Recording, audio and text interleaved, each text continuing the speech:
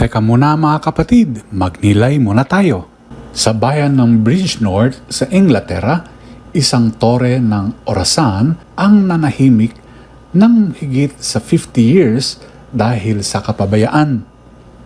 Nang sa wakas ito ay maayos, muling narinig ang tunog nito.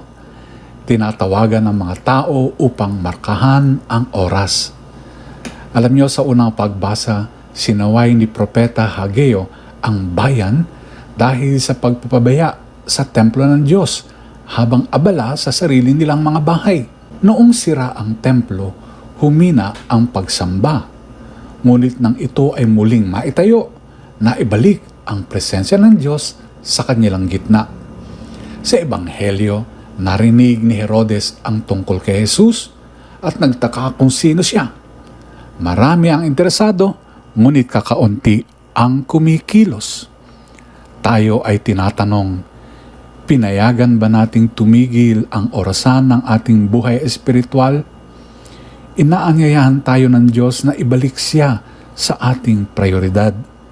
Kapag naitayo nating muli ang templo ng ating puso, muling marinig ang tunog ng pananampalataya na magdadala sa iba sa Kanya.